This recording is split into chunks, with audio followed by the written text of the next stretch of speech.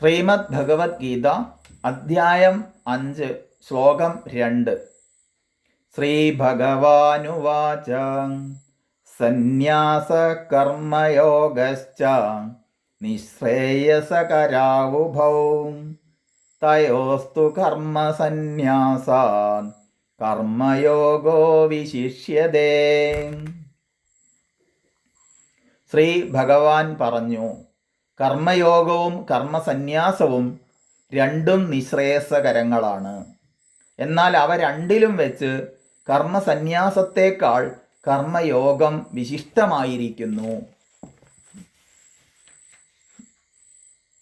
ഇവിടെ ചോദ്യം, കർമ്മയോഗം കർമ്മസന്യാസം ഇവയിൽ ഏതാണ് ശ്രേയസ്കരമെന്നത് നിശ്ചയിച്ചുറപ്പിച്ച് എനിക്ക് പറഞ്ഞു തരണം എന്നാണ് അർജുനൻ്റെ ചോദ്യം. ഇപ്പോൾ ഭഗവാൻ പറയുകയാണ്, സന്യാസത്തേക്കാൾ കർമ്മയോഗം വിശിഷ്ടമാണ് എന്ന്. അതെങ്ങനെ പറയാൻ പറ്റും? ഇതാണ് ഇവിടുത്തെ സംശയം. കാരണം ഭഗവാൻ തന്നെ ശാസ്ത്രത്തെയാണ് പ്രമാണമാക്കുന്നത്, അഥവാ ആക്കേണ്ടത്. ഭഗവാൻ എവിടെയും ഞാനിതാ പറയുന്നു നീ കേട്ടോ എന്നല്ല പറയുന്നത്, ശാസ്ത്രപ്രമാണമാണ് ഭഗവാൻ എടുത്തു പറയുന്നത്. ഗീതയിൽ തന്നെ ഭഗവാൻ പറയുന്നുണ്ട്, തസ്മാ ശാസ്ത്രം പ്രമാണം തേ കാര്യാകാര്യ വ്യവസ്ഥിതോ. നിനക്ക് ശാസ്ത്രമാവട്ടെ പ്രമാണം, ഞാൻ പറയുന്നതല്ല. ഇനി ശാസ്ത്രപ്രമാണം എന്ന് പറയുമ്പോൾ തന്നെ അവിടെ നമ്മുടെ പരമപ്രമാണം ഉപനിഷത്തുകളാണ്. വേദ താൽപര്യ നിർണയം ചെയ്ത ഭാഗങ്ങളെയാണ് നമ്മൾ ഉപനിഷത്ത് എന്ന് പറയുക. ഏതൊരു വിദ്യ തന്നുള്ളിൽ സംശയലേശമന്യേ സാക്ഷാത്കരിച്ചാലാണോ അജ്ഞാനം നശിക്കുന്നത്, കർമ്മബന്ധനം ഇല്ലാതാകുന്നത്, മുക്തിയെ പ്രാപിക്കുന്നത്, ആ ഒരു പരമമായ വിദ്യയെ രേഖപ്പെടുത്തിയ ഗ്രന്ഥങ്ങൾ എന്ന അർത്ഥത്തിലാണ് ശ്രുതി എന്ന് പേര് വന്നത്. അതാണ് പരമപ്രമാണം. ആ ശ്രുതിക്ക് അനുസൃതമായി, കാലദേശങ്ങൾക്ക് അനുസൃതമായി എഴുതപ്പെട്ട കോൺസ്റ്റിറ്റ്യൂഷൻ, നിയമസംഹിതകളെ, സ്മൃതികളെ, ഇതിനെ രണ്ടിനെയും നമുക്ക് ശാസ്ത്രങ്ങൾ എന്ന് പറയാം. ഈ ശാസ്ത്രപ്രമാണങ്ങളിലൊക്കെ ന്യാസ ഏവാത്യരേജയത് എന്നും ന്യാസമേഷാം തപസാം അതിരിക്തമാഹുഹു എന്നും ത്യാഗേനൈകേ അമൃതത്വമാനശുഹു എന്നും തേന തെക്തേന ഭുഞ്ചീത എന്നുമൊക്കെയുള്ള അനേകം വാക്യങ്ങളെ നമുക്ക് കാണാം. അതൊക്കെ സന്യാസത്തിൻ്റെ മഹിമയെയും ത്യാഗത്തിൻ്റെ മഹിമയെയും പറയുന്നതാണ്. ഇനി ശാസ്ത്രപ്രമാണം നമ്മുടെ അനുഭവവും കൂടി ആകുമ്പോഴാണ് അത് നമ്മളിൽ സുദൃഢമാകുന്നത്. കേവലം ശാസ്ത്രം പറഞ്ഞു എന്നുള്ളത് കൊണ്ട് മാത്രം നമുക്ക് പ്രമാണമാവുന്നില്ല. ഇനി നമ്മുടെ അനുഭവങ്ങളെ ഒന്ന് വിലയിരുത്തി നോക്കൂ. നമുക്ക് എല്ലാവർക്കും ഇഷ്ടം ത്യാഗമാണോ ഭോഗമാണോ? ചിലപ്പോൾ വിലയിരുത്താത്ത തലത്തിൽ നമ്മൾ ഓരോരുത്തരും പറഞ്ഞേക്കാം, ഇന്ദ്രിയങ്ങളും ഇന്ദ്രിയ വിഷയങ്ങളും തമ്മിലുള്ള സന്നികർഷം, അതിൽ നിന്നുണ്ടാകുന്ന ഭോഗങ്ങൾ,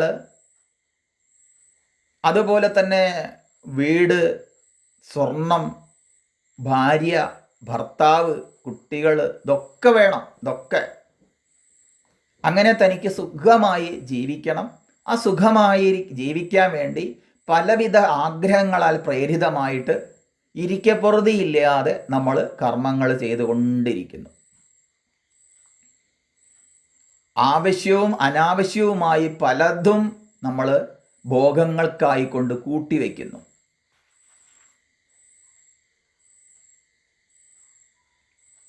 എല്ലാ സൗകര്യങ്ങളുമുണ്ട്. അത് കേവലം വാഹനമെന്ന് മാത്രമല്ല, ഭക്ഷണം കഴിക്കാനുള്ളതെന്ന് മാത്രമല്ല, ഭക്ഷണം കഴിക്കാനുള്ള പാത്രങ്ങൾ മാത്രമല്ല, വീട്, കൊട്ടാര സദൃശ്യങ്ങളായ വീടുകളാവട്ടെ, എല്ലാം ഇതെല്ലാം ആഗ്രഹപ്രേരിതമായിട്ടാണ് നമ്മൾ ഉണ്ടാക്കി വയ്ക്കുന്നത്. ഇതൊക്കെ എന്താ, ഇത് കിട്ടിയാൽ എനിക്ക് സുഖാവും, ഇങ്ങനെ ആയാൽ എനിക്ക് സുഖാവും എന്ന് വിചാരിച്ച് ആ പ്രേരിപ്പിക്കപ്പെട്ടുകൊണ്ട് പോവുകയാണ്. അത് വേണ്ടെന്നൊന്നും പറഞ്ഞില്ല, അങ്ങനെയാണ് ഈ ലോകത്തിൻ്റെ നിലനിൽപ്പ് തന്നെ. പക്ഷേ അങ്ങനെ കൂട്ടിവെക്കുന്ന ഭോഗങ്ങൾക്കായിക്കൊണ്ട് ജീവിക്കുന്ന മനുഷ്യൻ അതിൽ മടുപ്പ് തോന്നുന്നു. ഇതൊന്നും തനിക്ക് ശാന്തിയും സമാധാനവും തരുന്നില്ലെന്ന് ഉള്ളിൻ്റെ ഉള്ളിൽ നിന്ന് ആരോ പറയുന്നു. അതിൻ്റെ ഫലമായിട്ടാണ് നമ്മൾ ഒരു വർഷത്തിലൊരിക്കലെങ്കിലും വ്രതങ്ങളൊക്കെ എടുത്ത് ഭോഗങ്ങളെ മുഴുവൻ പരമാവധി ഉപേക്ഷിച്ച് നല്ല ഭംഗിയുള്ള വസ്ത്രങ്ങളെ ഉപേക്ഷിച്ച് കറുപ്പെടുത്ത് നല്ല ഡോറോഫ്ലെക്സ് കിടക്കയിൽ കിടക്കാതെ കേവലം പായയിലൊക്കെ കിടന്ന് വിഭവസമൃദ്ധങ്ങളായ നാവിൻ്റെ രുചിക്കനുസരിച്ച് ഉണ്ടാക്കപ്പെട്ട ആഹാര പദാർത്ഥങ്ങളെയൊക്കെ ഉപേക്ഷിച്ച് ലളിതമായ ഭക്ഷണം രീതികൾ ശീലിച്ച് നല്ല സുഖമായിട്ട് കിടന്നുറങ്ങാൻ പറ്റുന്ന പുലരാൻ സമയത്ത് ആ തണുപ്പിൽ എണീറ്റ്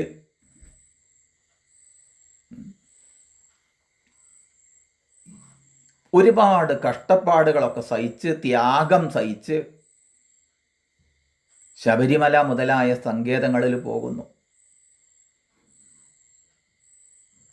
ഇക്കൊല്ലം പോയി അടുത്ത കൊല്ലം പോകുന്ന പലരോടും ചോദിക്കുമ്പോൾ പറയും, അത് ആ കാലം വന്നാൽ പോവാതിരിക്കാൻ വയ്യ, ഭഗവാൻ വിളിച്ചാൽ പിന്നെ പോവാതിരിക്കാൻ പറ്റുമോ? പക്ഷെ ഭഗവാൻ അവിടുന്ന് ശബരിമലയിൽ നിന്ന് ഇങ്ങോട്ട് വിളിക്കുകയല്ല ചെയ്യുന്നത്. ഉള്ളിൽ ഭഗവാൻ വിളിക്കുക, എടോ നിനക്ക് ഭോഗം കൊണ്ടല്ല നിനക്ക് ശാന്തി ലഭിക്കുന്നത്, ത്യാഗം കൊണ്ടാണെന്ന് നമ്മളെ ഓർമ്മിപ്പിക്കുകയാണ് ചെയ്യുന്നത്.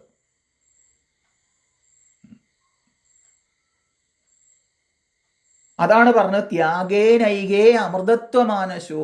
ത്യാഗം കൊണ്ട് മാത്രമേ അമൃതത്വത്തെ, മോക്ഷത്തെ പ്രാപിക്കാൻ സാധിക്കൂ, ആത്യന്തിക ദുഃഖ നിവൃത്തി സാധ്യമാകൂ. ഭോഗം കൊണ്ടല്ല എന്ന അനുഭവവേദ്യവുമാണ്. കേവലം ശബരിമല വ്രതം മാത്രമല്ല, ഏത് വ്രതങ്ങളുടെയും അടിസ്ഥാനം അതാണ്. അത് തിങ്കളാഴ്ച വ്രതമായാലും ശരി, ഏകാദശി വ്രതമായാലും മറ്റെന്തെങ്കിലും വ്രതങ്ങളായാലും ശരി, വ്രതങ്ങളിലെല്ലാം ത്യാഗമാണ് മുഖ്യം, ഭോഗമല്ല. അപ്പോൾ ഭോഗത്തിലല്ല സുഖമിരിക്കുന്നത്, ത്യാഗത്തിലാണെന്ന് അവനവനെ അറിയാം. ശാസ്ത്രപ്രമാണവും അത് പറയുകയാണ് നമ്മളോട് ചെയ്യുന്നത്. അങ്ങനെ ആണെങ്കിൽ പോലും ആഗ്രഹങ്ങളാൽ പ്രേരിതമായിട്ട് നമ്മൾ മുന്നോട്ട് പോകുമ്പോൾ, അതിൽ മടുപ്പ് തോന്നുമ്പോൾ, ക്രമികമായി സകാമകർമ്മങ്ങളായി ചെയ്തിരുന്നതൊക്കെ ക്രമികമായി നിഷ്കാമകർമ്മത്തിലേക്ക് എത്തും. ആഗ്രഹപ്രേരിതമല്ലാതെ കർമ്മം ചെയ്യാൻ കാരണമാകും. അങ്ങനെ നിഷ്കാമകർമ്മത്തിൽ നിന്ന് അത് ഈശ്വരാർപ്പണ ബുദ്ധിയ ചെയ്യപ്പെടുന്ന കർമ്മമായിട്ട് കർമ്മയോഗമായി മാറുമ്പോൾ, നമ്മുടെ ഉള്ളിലുള്ള ഭോഗചിന്തകൾ ഒഴിയുമ്പോൾ, ആഗ്രഹങ്ങൾ ഒഴിയുമ്പോൾ, നമ്മുടെ ചിന്ത ധ്യാനത്തിൽ ഉറയ്ക്കും. അങ്ങനെ ധ്യാനാവസ്ഥിത തദ്ഗതേന മനസാ പശ്യന്തിയം യോഗിനോ. പലവിധ വിഷയങ്ങളെ ധ്യാനിച്ചിരുന്ന ഞാൻ ഇപ്പോൾ വിഷയധ്യാനം മാറ്റി ഈശ്വരധ്യാനത്തിലേക്ക് എത്തിച്ചേരും. തന്നിൽ താനായിരിക്കുന്ന ആ ഭഗവാനെ ധ്യാനിക്കാൻ തുടങ്ങും. അതുവരെ ജപമൊക്കെ ചെയ്യുന്നുണ്ടാവും, പക്ഷെ അതിൽ ഏകാഗ്രത ഒന്നും ഉണ്ടാവില്ല. ഒരു വഴിപാടായിട്ട് അങ്ങനെ ചെയ്യും.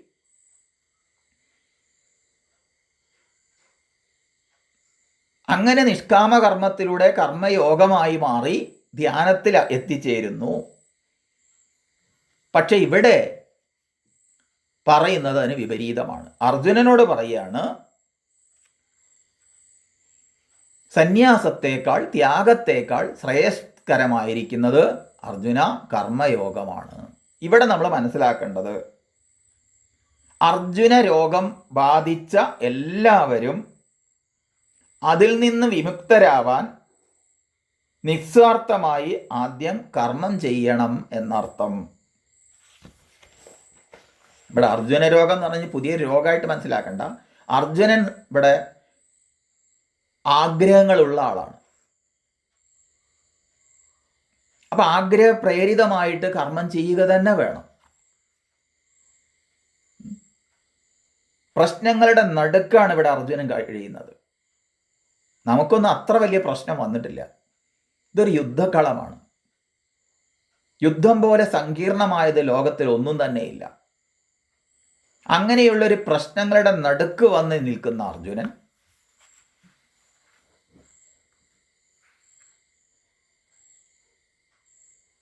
അയാൾ എന്ത് ചെയ്യണമെന്ന് അയാൾക്ക് നിർണയം ലഭിക്കുന്നില്ല.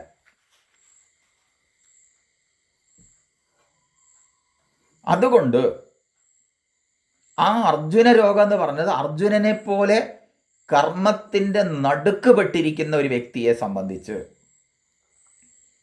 ഏതാണ് ശ്രേഷ്ഠം എന്ന് ചോദിച്ചാൽ ഇവിടെ ഉപദേശിക്കപ്പെടുന്നത് കർമ്മത്തിൽ നിന്ന്, അഥവാ അർജുനനെ സംബന്ധിച്ച് യുദ്ധത്തിൽ നിന്ന് ഒളിച്ചോടുകയല്ല. ഒളിച്ചോടിയാൽ അത് തൻ്റെ പിന്നാലെ വരും. മറിച്ച് അതിനെ ധീരമായി നേരിടുക തന്നെയാണ്.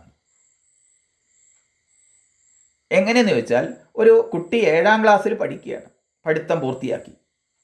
ആ കുട്ടി ഇനി ഞാൻ 8ാം ക്ലാസ്സിൽ പഠിക്കുന്നതാണോ അതല്ല ബിരുദാനന്തര ബിരുദത്തിന് പഠിക്കുന്നതാണോ നല്ലത് എന്ന് ചോദിച്ചാൽ ഗുരുനാഥൻ എന്താ പറഞ്ഞു കൊടുക്കുക? മോനെ, നിനക്ക് നല്ലത് 8ാം ക്ലാസ്സിൽ ചേർന്ന് പഠിക്കുക തന്നെയാണെന്ന് പറഞ്ഞു കൊടുക്കും. അതിൻ്റെ അർത്ഥം 8ാം ക്ലാസ് ശ്രേയസ്കരമാണെന്നല്ല. നിന്നെ സംബന്ധിച്ച്, ചോദിച്ച ആളെ സംബന്ധിച്ച്, പ്രശ്നങ്ങളുടെ നടുവിൽ മുങ്ങിപ്പൊങ്ങുന്ന ഒരാളെ സംബന്ധിച്ച്, അയാളെ സംബന്ധിച്ച് ഇവിടെ കർമ്മത്തെ കർമ്മയോഗമാക്കുക. ഞാൻ എൻ്റെ ഈ കർമ്മം കൊണ്ട് ഭഗവാനിൽ സമർപ്പിക്കുകയാണ്, ചെയ്യേണ്ടത് ഇതാ ചെയ്യുന്നു, ഇനി വരേണ്ടത് വരട്ടെ എന്നുള്ള ഭാവത്തോടു കൂടി കർമ്മം ചെയ്യുകയാണ് ഇവിടെ വേണ്ടത്. അതുകൊണ്ടാണ് ഇവിടെ ഭഗവാൻ പ്രമാണവിരുദ്ധമായി എന്ന് നമുക്ക് തോന്നുന്നതാണെങ്കിലും പ്രമാണവിരുദ്ധമല്ല, ചോദിച്ച ആളുടെ തലത്തിലേക്ക് ഇറങ്ങി വന്നിട്ട് പറയുകയാണ്, അർജുന, അഥവാ നമ്മളോട് ഓരോരുത്തരും പറയുകയാണ്, കർമ്മം ചെയ്യാൻ അർഹതയുള്ള ഓരോരുത്തരുടെയും പ്രതിനിധിയായ അർജുനനെ ചൂണ്ടിക്കൊണ്ട് പറയുകയാണ്, എത്ര കാലം വരെ ശരീരം തുടങ്ങിയ ഇവയിൽ ഞാൻ എന്നും ഇതിൻ്റെ ഫലം എനിക്ക് എന്നുള്ള ബുദ്ധി ഉറച്ചിരിക്കുന്നുവോ അത്ര കാലത്തോളം നിശ്ചയമായും അവനവനിൽ എന്താണോ നിക്ഷിപ്തമായ തരം കർമ്മങ്ങൾ അവ ആചരിക്കുക തന്നെ വേണം. അതിന് ഒളിച്ചോടാൻ വഴിയില്ല. എപ്പോഴാണോ വിവേകം ഉദിക്കുന്നത്, വൈരാഗ്യമുണ്ടാവുന്നത്, ആ വിവേക വൈരാഗ്യങ്ങൾ ഉറച്ച് ശരീരം തുടങ്ങിയവയിലുള്ള അഹങ്കാര മമത്വങ്ങൾ നീങ്ങുന്നതോടെ അയാൾ ത്യാഗത്തിന്, കർമ്മത്യാഗത്തിന് അധികാരിയാവുകയും ചെയ്യും. അപ്പം പ്രാഥമികമായ ജപം തുടങ്ങിയ സാധനാനുഷ്ഠാനങ്ങളിലൂടെ ചിത്തശുദ്ധി ആർജിച്ചിട്ടില്ലാത്ത തലത്തിൽ ഒരിക്കലും സന്യാസം സാധ്യമല്ല. അപ്പം കർമാനുഷ്ഠാനം ചെയ്യുകയും ജപം മുതലായ സാധനകളെ അനുഷ്ഠിക്കുകയും ചെയ്ത് ചിത്തശുദ്ധി വരുന്നതോടുകൂടി ക്രമികമായി വേണം മനുഷ്യൻ സന്യാസത്തിലേക്ക് എത്താൻ എന്നുള്ള ഉപദേശമാണ് ഇവിടെ തരുന്നത്. ആദ്യം പറഞ്ഞു കർമ്മസന്യാസവും ശ്രേയസ്കരമാണ്, കർമാനുഷ്ഠാനവും ശ്രേയസ്കരമാണ്. എന്നാലും അർജുന, നിന്നെ സംബന്ധിച്ച് കർമാനുഷ്ഠാനം തന്നെയാണ് ചെയ്യപ്പെടേണ്ടത്. അതെങ്ങനെ ചെയ്യണം? സമത്വബുദ്ധിയുക്തമായി. അതിൽ ജയമാവട്ടെ പരാജയമാവട്ടെ എന്ത് തന്നെ വന്നാലും ഞാൻ ചെയ്യേണ്ടത് ചെയ്തിരിക്കുന്നു എന്നുള്ള ആ കർമ്മം യോഗമായി അനുഷ്ഠിക്കണം.